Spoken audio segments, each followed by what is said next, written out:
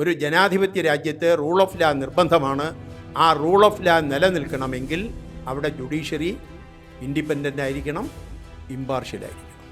ഭരണഘടനയുടെ വയലേഷൻ ഇങ്ങനെ പല രൂപത്തിൽ നമ്മളിപ്പോൾ കണ്ടുകൊണ്ടിരിക്കുക. ഈ കൊളീജിയം സിസ്റ്റത്തിന് ഒരുപാട് ഡ്രാബാക്സ് ഉണ്ട്, ഒരുപാട് അപാകതകളുണ്ട്. It is to be rectified, അത് പരിഹരിക്കുകയും വേണം. But not by the executive but by the judiciary. ഇത്രയും എക്കണോമിക് ഇനീക്വാളിറ്റി നിലനിൽക്കുന്ന ഒരു രാജ്യം ലോകത്ത് വേറെ ഒന്നും കാണുകയില്ല. അങ്ങനെയാണെങ്കിൽ ഇന്നത്തെ ഭരണകർത്താക്കൾ പാർലമെൻറ്റിലെ ഭൂരിപക്ഷം ഉപയോഗിച്ചുകൊണ്ട് എന്തെല്ലാം ചെയ്തു വെച്ചാലും അതിനെയൊക്കെ നമുക്ക് അംഗീകരിക്കേണ്ടി വരും.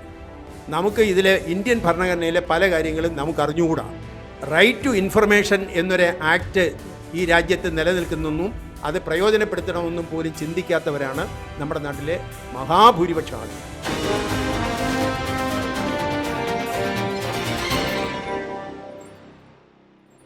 മറ്റൊരു ബേസിക് സ്ട്രക്ചറാണ് separation of judiciary from the executive.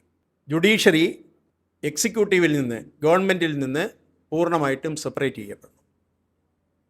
അത് ഇന്ത്യൻ ഭരണഘടനയുടെ ആർട്ടിക്കിൾ 50 വളരെ കൃത്യമായി directive principles of state policy എന്ന മാർഗനിർദ്ദേശക തത്വങ്ങളിൽ പെടുന്നതാണെങ്കിലും 50 കൃത്യമായി പറഞ്ഞിട്ടുണ്ട്, രാഷ്ട്രം ശ്രമിക്കേണ്ടുന്നത് judiciary must be separated from the executive. അതിനെ എക്സിക്യൂട്ടീവിൽ നിന്ന് മാറ്റണം എന്നുള്ളതാണ് ഭരണഘടനയുടെ കൺസെപ്റ്റ്. അങ്ങനെ ജുഡീഷ്യറി ഇൻഡിപെൻഡൻ്റ് ആൻഡ് ഇമ്പാർഷ്യൽ, സ്വതന്ത്രവും നിഷ്പക്ഷവുമായ ഒരു ജുഡീഷ്യറി ഇവിടെ ഉറപ്പായെങ്കിൽ മാത്രമേ നമ്മുടെ രാജ്യത്ത് റൂൾ ഓഫ് ലാ, നിയമവാഴ്ച അത് നിലനിൽക്കത്തുള്ളൂ. ഭരണഘടനയാണ് supreme, constitution is the supreme എന്ന് നമ്മൾ അംഗീകരിക്കുമ്പോൾ റൂൾ ഓഫ് ലാ, ഒരു ജനാധിപത്യ രാജ്യത്ത് റൂൾ ഓഫ് ലാ നിർബന്ധമാണ്. ആ റൂൾ ഓഫ് ലാ നിലനിൽക്കണമെങ്കിൽ അവിടെ ജുഡീഷ്യറി ഇൻഡിപെൻഡൻ്റ് ആയിരിക്കണം, ഇമ്പാർഷ്യലായിരിക്കണം.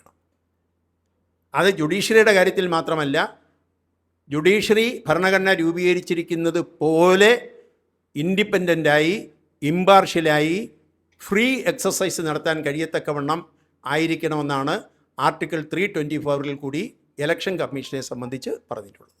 ഇലക്ഷൻ കമ്മീഷൻ്റെ രൂപീകരണവുമായി ബന്ധപ്പെട്ട ഭരണഘടനയുടെ 324 ആർട്ടിക്കിൾ വളരെ കൃത്യമായി ഫ്രീ ആൻഡ് ഫെയർ ഇലക്ഷൻ എന്ന കൺസെപ്റ്റ് അതിൽ കൊണ്ടുവരുന്നത് ഏറ്റവും ജനാധിപത്യ രാജ്യത്തിൽ ജനങ്ങളുടെ വോട്ടവകാശം, ജനങ്ങളുടെ സമ്മതിദാന അവകാശം, അതിന് വളരെ പ്രാധാന്യം ഉണ്ടായതുകൊണ്ടാണ് അവിടെ ഇൻഡിപെൻഡൻ്റായ, ഫ്രീ ആയ, ഫെയറായി ഇലക്ഷൻ നടത്താൻ കഴിയുന്ന ഒരു ഇലക്ഷൻ കമ്മീഷൻ ഉണ്ടാവണം എന്ന്. അതും ഈ ഗവൺമെൻറ്, ഇപ്പോഴത്തെ കേന്ദ്ര ഗവൺമെൻറ് വയലേറ്റ്. ഭരണഘടനയുടെ വയലേഷൻ ഇങ്ങനെ പല രൂപത്തിൽ നമ്മളിപ്പോൾ കണ്ടുകൊണ്ടിരിക്കുക. അവിടെ ഡയറക്റ്റീവ് പ്രിൻസിപ്പിൾസിലാണ് ഈ fair, independent and impartial judiciary ഉണ്ടാവണം എന്ന് പറഞ്ഞിട്ടുള്ളതെങ്കിലും അത് ഭരണഘടന ബെഞ്ച് ആ ഡയറക്റ്റീവ് പ്രിൻസിപ്പിൾസിൽ ഉൾപ്പെടുത്തിയിട്ടുള്ള ആർട്ടിക്കിൾ 50 ഒരിക്കൽ ഫലപ്രദമായിട്ട് ഉപയോഗിച്ചു. എന്നിട്ട് അത് ബേസിക് സ്ട്രക്ചർ ഡോക്ടറിനകത്ത് ഉൾപ്പെടുന്നതാണ് എന്ന് കോടതി പറയുകയും ചെയ്തു. ഇതിലെ അഭിഭാഷകർക്ക് അറിയാവുന്ന ഒരു കാര്യമാണ് കൊളീജിയം സിസ്റ്റം. ഞാനതിൻ്റെ ചരിത്രത്തിലേക്ക് പോകാൻ വേണ്ടിയല്ല. NJSC നിയമം, നാഷണൽ ജുഡീഷ്യൽ അപ്പോയിൻമെൻറ്റ് കമ്മീഷൻ അതിൻ്റെ കമ്മീഷൻ്റെ നിയമം കൊണ്ടുവന്നപ്പോൾ പാർലമെൻറ്റ് അങ്ങനെ ഒരു നിയമം പാസ്സാക്കി ജുഡീഷ്യൽ അപ്പോയിൻമെൻറ്റിന് വേണ്ടി ഒരു പുതിയ കമ്മീഷനെ നിയോഗിച്ചുകൊണ്ടുള്ള ഒരു നിയമം പാസ്സാക്കുമ്പോൾ അതിനെ സംബന്ധിച്ചുള്ള തർക്കം കോടതിയിൽ വന്നു. നമ്മുടെ സുപ്രീം കോടതിയിലെ അഡ്വക്കേറ്റ്സ് ഓൺ റെക്കോർഡ്സ് എന്ന് പറയുന്ന അവരുടെ സംഘടനയാണ് അതിനുവേണ്ടി സുപ്രീം കോടതിയിൽ ഫൈറ്റിന് പോയത്.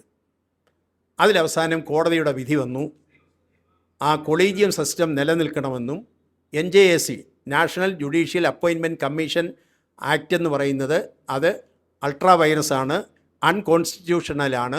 അതുകൊണ്ട് NJSC നിയമം സുപ്രീം കോടതി റദ്ദു ചെയ്തു.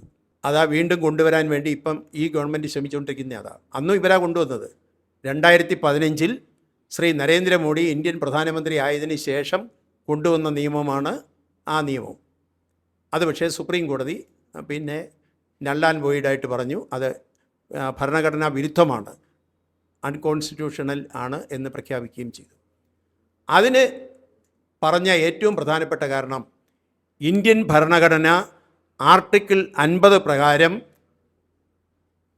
Separation of judiciary from the executive എന്നുള്ളത് രാഷ്ട്രം പാലിക്കേണ്ടുന്ന ഒരു ധർമ്മമായി, കർത്തവ്യമായി ചൂണ്ടിക്കാണിച്ചിട്ടുണ്ട് എന്നുള്ളത് കൊണ്ടാണ് എക്സിക്യൂട്ടീവിൻ്റെ കൺട്രോളിലുള്ള ഒരു ജുഡീഷ്യറി ആവാൻ പാടില്ല എന്നുള്ളത് കൊണ്ട് അത് ഭരണഘടനാ വിരുദ്ധമായി ആ നിയമത്തെ പ്രഖ്യാപിച്ചു. അതുകൊണ്ട് ജഡ്ജിമാർ തന്നെ നിയമിക്കുന്നു. ഇപ്പോഴും ആ എക്സസൈസ് തുടരുന്നു, കൊളീജിയം സിസ്റ്റം തുടരുന്നു. പക്ഷേ ആ കൂട്ടത്തിൽ ഞാൻ ഇപ്പോഴും ഓർക്കുന്നു, അന്ന് ആ NJAC നിയമം ഭരണഘടനാ വിരുദ്ധമായി റദ്ദ് ചെയ്തുകൊണ്ട് ഭരണഘടനാ ബെഞ്ചിന് നേതൃത്വം കൊടുത്ത JS ഖഹാർ, പിന്നീട് അദ്ദേഹം ചീഫ് ജസ്റ്റിസായി. ആ ചീഫ് ജസ്റ്റിസ് JS ഖഹാർ പറഞ്ഞ ഒരു സെൻറ്റൻസ് വളരെ പ്രസക്തമാണ്. ഈ കൊളീജിയം സിസ്റ്റത്തിന് ഒരുപാട് ഡ്രാബാക്സ് ഉണ്ട്, ഒരുപാട് അപാകതകളുണ്ട്. It is to be rectified, അത് പരിഹരിക്കുകയും വേണം. But not by the executive but by the judiciary. Executive അല്ല അത് പരിഹരിക്കേണ്ടുന്നത്, ജുഡീഷ്യറി തന്നെ അത് പരിഹരിക്കണം എന്നതായിരുന്നു അദ്ദേഹത്തിൻ്റെ കാഴ്ചപ്പാട്. അതുകൊണ്ട് separation of judiciary from the executive എന്നുള്ള concept it forms part of the basic structure doctrine. ഞാനിവിടെ ഒരു കാര്യം കൂടെ ചൂണ്ടിക്കാണിക്കാൻ, അത് ഈ മാർഗനിർദ്ദേശക തത്വം എന്ന് പറയുന്ന ആർട്ടിക്കിൾ 36 മുതൽ 51 വരെ വരുന്ന ആ ഭരണഘടനാ അനുച്ഛേദങ്ങളെ സംബന്ധിച്ചാണ്. യഥാർത്ഥത്തിൽ എൻ്റെ ഒരു അഭിപ്രായം ഞാൻ പറയുക. എൻ്റെ അഭിപ്രായത്തിൽ ഇന്ത്യൻ ഭരണഘടനയിൽ ഏറ്റവും കൂടുതൽ മുൻതൂക്കം കൊടുക്കേണ്ടുന്നത്, ഏറ്റവും കൂടുതൽ പ്രാധാന്യം കൊടുക്കേണ്ടുന്നത് ഈ മാർഗനിർദ്ദേശക തത്വങ്ങൾക്ക്, ഡയറക്റ്റീവ് പ്രിൻസിപ്പിൾസിനാണ് ഏറ്റവും കൂടുതൽ ഇന്നത്തെ ഇന്ത്യയിൽ നമ്മൾ മുൻതൂക്കം കൊടുക്കേണ്ടത്. ആ ഡയറക്റ്റീവ് പ്രിൻസിപ്പിൾസിന് മുൻതൂക്കം കൊടുക്കുകയും ഡയറക്റ്റീവ് പ്രിൻസിപ്പിൾസ് ഇംപ്ലിമെൻ്റ് ചെയ്യുന്നതിന് വേണ്ടി കോടതിയിൽ പോകാൻ ഇന്ത്യൻ പൗരന്മാർക്ക് അവകാശം നൽകുകയും ചെയ്യുന്ന നിലയിൽ ആ ഭരണഘടന ഭേദഗതി ചെയ്യേണ്ടത്, ഇന്ത്യൻ ഭരണഘടന ഭേദഗതി ചെയ്യണം. ഞാൻ എന്തുകൊണ്ടാണ് അത് പറയുന്നതെന്ന് ചോദിച്ചാൽ, നിങ്ങൾ ആ നിർദ്ദേശക തത്വങ്ങൾ എന്ന് പറയുന്ന ആ ആർട്ടിക്കിൾ എല്ലാം എടുത്ത് പരിശോധിച്ചാൽ ഇന്നത്തെ ആധുനിക ഇന്ത്യയിൽ അതിൽ പറഞ്ഞേക്കുന്ന ഓരോ കാര്യങ്ങളും ഇപ്പോഴത്തെ സാഹചര്യത്തിൽ നമുക്ക് എത്രത്തോളം പ്രധാനപ്പെട്ടതാണ് എന്നുള്ളത് നമുക്ക് മനസ്സിലാക്കാൻ കഴിയും. ആർട്ടിക്കിൾ 38 കൃത്യമായി വരുമാനത്തിലെ അസമത്വം ഇല്ലാതാക്കണം എന്ന് തന്നെ പറഞ്ഞേക്കുന്നത്. ഇന്ന് ഇന്ത്യയിലെ എക്കണോമിക് ഫീൽഡിൽ എക്കണോമിക് ഇനീക്വാളിറ്റി, തോമസ് പിക്കറ്റി ഉൾപ്പെടെയുള്ള 3 പേരടങ്ങിയ ഒരു ഫ്രഞ്ച് എക്കോണമിസ്റ്റുകളുടെ ഒരു പഠന സംഘം, സ്കൂൾ ഓഫ് പാരീസ് എന്നാണ് അവരുടെ ടീമിനെ അവരുടെ സ്കൂളിന് പറയുന്നത്, സ്കൂൾ ഓഫ് പാരീസ്. അതിലെ ഒരു പ്രധാനപ്പെട്ട വിദഗ്ധനാണ് 20th സെഞ്ച്വറിയെക്കുറിച്ച് 20th സെഞ്ച്വറി ക്യാപിറ്റലിസത്തെക്കുറിച്ച് എഴുതിയ തോമസ് പിക്കറ്റി. അവരുടെ പഠനം നടത്തിയിട്ട് അവരുടെ റിപ്പോർട്ട് വന്നപ്പോൾ ഇന്ത്യയിലെ ഇക്കണോമിക് ഇനിക്വാളിറ്റിയെ സംബന്ധിച്ച് വളരെ ഗഹനമായി പഠിച്ച് റിപ്പോർട്ട് എഴുതിയവരാണ് അവർ. ഇന്ത്യയിലെ ഏറ്റവും ഉയർന്ന തട്ടിലുള്ള, സാമ്പത്തികമായി ഏറ്റവും ഉയർന്നു നിൽക്കുന്ന ആ 1% കയ്യിലാണ് ഇന്ത്യയുടെ ദേശീയ സമ്പത്തിൻ്റെ 22% നിലനിൽക്കുന്നത്. 10% കയ്യിലാണ് ഇന്ത്യയുടെ ദേശീയ സമ്പത്തിൻ്റെ 53% നിലനിൽക്കുന്നത്. ഇത്രയും എക്കണോമിക് ഇനീക്വാളിറ്റി നിലനിൽക്കുന്ന ഒരു രാജ്യം ലോകത്ത് വേറെ ഒന്നും കാണത്തില്ല. അവിടെ ഇന്ത്യൻ ഭരണഘടന 1950 ജനുവരി മാസം 26 നടപ്പിൽ വരുമ്പോൾ അന്ന് മുതലേ ആ ഭരണഘടനയിൽ എഴുതി വച്ചിട്ടുണ്ട്, വരുമാനത്തിലെ അസമത്വം, ഇനിക്വാളിറ്റി ഇൻ ഇൻകം, അത് പരമാവധി കുറച്ചുകൊണ്ട് വരാനുള്ള നടപടികൾ സ്റ്റേറ്റ് ഷാൽ എൻഡവർ, രാജ്യം എടുക്കണം എന്നെഴുതിയിട്ടുള്ളതാണ് ഇന്ത്യൻ ഭരണഘടന. വളരെ കൃത്യമായി. അതിനേക്കാൾ അത് ഏറ്റവും പ്രധാനപ്പെട്ടത് തന്നെ, അതുപോലെ അതിനേക്കാളെന്ന് പറയുന്നത് ശരിയല്ലല്ലോ, അതുപോലെ പ്രധാനപ്പെട്ടതാണ് അതിൽ ആർട്ടിക്കിൾ 39 നിർദ്ദേശക തത്വമാണ്. ആർട്ടിക്കിൾ 39 പറഞ്ഞിട്ടുണ്ട്, നമ്മുടെ ഭൗതിക വിഭവങ്ങളുടെ റിസോഴ്സസ് അതിൻ്റെ കേന്ദ്രീകരണം തടയണം എന്നുള്ളത് കൂടി, ചില ആളുകളിൽ മാത്രമായിട്ട് അത് കേന്ദ്രീകരിക്കുന്നത് തടയണം എന്നുള്ളത് കൂടി അതിൽ നിർദ്ദേശിച്ചിട്ടുണ്ട്. അതോടൊപ്പം തന്നെ വരുമാനവും മീൻസ് ഓഫ് പ്രൊഡക്ഷൻ, ഉൽപ്പാദന ഉപാധികളും യഥാർത്ഥത്തിൽ മാർക്സിസത്തിൽ നിന്ന് കടമെടുത്ത ഒരു വാക്കാണത്. നമ്മൾ മാർക്സിസം പഠിക്കുമ്പോൾ പഠിക്കുന്ന ഒരു പ്രധാനപ്പെട്ട വാക്കാണ് ഉൽപ്പാദന ഉപാധികളെ സംബന്ധിച്ചുള്ളത്. വരുമാനവും ഉൽപ്പാദന ഉപാധികളും കേന്ദ്രീകരിക്കുന്നത് പരമാവധി ഒഴിവാക്കണം എന്ന് നിർദ്ദേശിച്ചിട്ടുള്ളതാണ് ഇന്ത്യൻ ഭരണഘടന. നമ്മൾ ഒരു കാലഘട്ടത്തിൽ ഈ ഭരണഘടനയെ സംബന്ധിച്ചൊക്കെ അങ്ങ് എതിർത്ത് ഇതൊക്കെ വേറെ ആർക്കാണ്ട് വേണ്ടി എന്നുള്ള നിലയിലേക്ക് പറഞ്ഞ് കൊണ്ടുകിടന്നല്ലേ. ഭരണഘടനാ സാക്ഷരതയെ സംബന്ധിച്ച് ആവശ്യമായ ചർച്ചകൾ ഉണ്ടാവുകയോ ആ ഭരണഘടനാ സാക്ഷരത രാജ്യത്തെ ഓരോ പൗരന്മാർക്കും ആവശ്യമുള്ളതാണ് എന്ന നിലയിലോ ഒരു രാഷ്ട്രീയ പാർട്ടിയും ആ നിലയിൽ ചിന്തിക്കുന്നില്ല എന്നുള്ളതാണ് നമ്മുടെയൊക്കെ ഏറ്റവും വലിയ ദൗർബല്യം. ആ റിസോഴ്സുകളെ സംബന്ധിച്ച്, അതിൻ്റെ അസമത്വത്തെ സംബന്ധിച്ച്, അതോടൊപ്പം വരുമാനത്തിൻ്റെയും ഉൽപ്പാദന ഉപാധികളുടെയും കേന്ദ്രീകരണം കുറച്ചുകൊണ്ടുവരണം എന്നൊക്കെയുള്ള ഒരു കൺസെപ്റ്റുള്ള ഭരണഘടനയാണ് ഇന്ത്യൻ ഭരണഘടന. വളരെ കൃത്യമായി സ്ത്രീക്കും പുരുഷനും തുല്യവേതനം, നമ്മളിപ്പോഴും സമരം ചെയ്യുക, അതിന് നമ്മുടെ മഹിളകളും സമരം ചെയ്യുന്നു. സ്ത്രീക്കും പുരുഷനും തുല്യവേതനം ഉറപ്പാക്കണം എന്ന് പറഞ്ഞിട്ടുള്ളതാണ് ഇന്ത്യൻ ഭരണഘടന.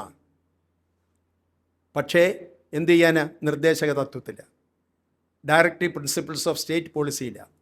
അതിൻ്റെ പ്രത്യേകത എന്താണെന്ന് ചോദിച്ചാൽ, അത് നമുക്കതിന് അത് നടപ്പിലാക്കണമെന്ന് പറഞ്ഞുകൊണ്ട് കോടതിയിൽ പോകാൻ ഒക്കെയില്ല. ഡയറക്റ്റീവ് പ്രിൻസിപ്പിൾസിൻ്റെ ഏറ്റവും ഫണ്ടമെൻ്റൽ റൈറ്റ്സ് ആണെങ്കിൽ, മൗലിക അവകാശങ്ങളാണെങ്കിൽ അത് നടപ്പിലായി കിട്ടാൻ നമുക്ക് കോടതിയിൽ പോകാം.